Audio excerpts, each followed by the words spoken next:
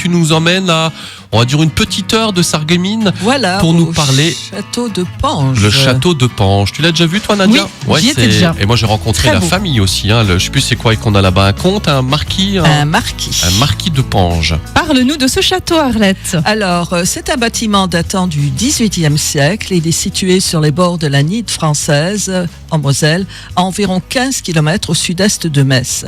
Il comporte un corps de logis central au fronton triangulaire, flanqué de 2 pavillons encadrant la façade sur la Nide. Et surtout, la même famille l'habite depuis sa construction. Ça, c'est rare pour le surligner. Voilà.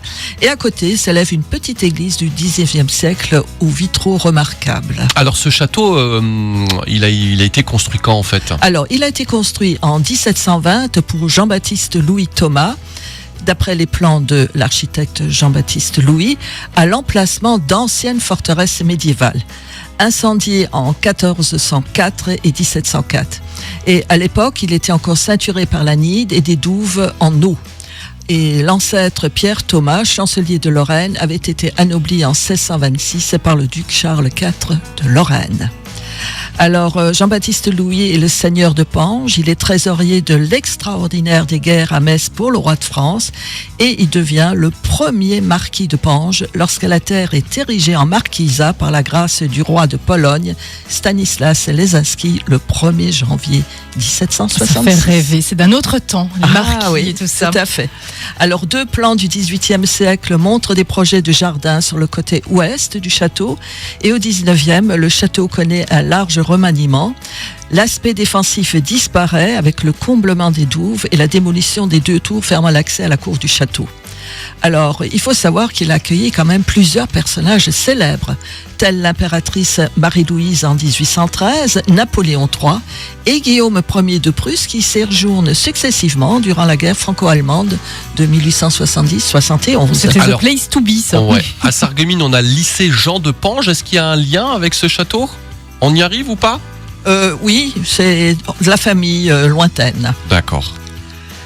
Alors, l'historien pionnier de l'idée européenne de Jean de Pange, il meurt en 1957 et l'ancien pilote de Normandie-Niemen, Jean de Pange, né en 1917, il meurt le 6 octobre 1999. Et après la Seconde Guerre mondiale, le château est confié à une association pour recevoir des enfants en difficulté. Mais elle est fermée, cette maison, en 1983. Le château retourne alors à son propriétaire, le marquis de Pange, qui envisage d'abord la vente. Et puis, contre toute attente, son fils et sa belle-fille, tout jeunes mariés, choisissent de venir vivre sur la terre familiale et ils entreprennent de sauver la demeure. C'est-il pas beau? C'est quand beau, même ça, bien de vivre dans un château. Aujourd'hui, le Classé château monument est historique. Oui. Et il faut surtout pas louper les jardins aussi. Les jardins. Alors, en 1998, le Conseil général de Moselle sollicite les propriétaires pour s'engager dans un projet naissant qui est le réseau transfrontalier des jardins sans limite, soutenu bien sûr par les fonds européens. Alors, en 2000, un concours est lancé pour le choix du paysagiste et c'est Louis Bennec qui inaugure donc et qui fera ces nouveaux jardins de Pange. Alors, les nouveaux jardins sont réhabilités en 2002, inaugurés en 2003 et labellisés maintenant jardin remarquable. Alors, il offre une vision contemporaine de son histoire. Il est formé d'un ensemble de jardins thématiques. Les anciennes douves sont dessinées par des rosiers, des plantes vivaces. Les ifs et les bois sont taillés en tourbières aux lignes géométriques qui rappellent l'époque classique des jardins. Ma question, c'est est-ce qu'on peut visiter ce château? Oui, il est ouvert à la visite. D'ailleurs, ils ont remeublé le rez-de-chaussée et dès 1984, il est ouvert.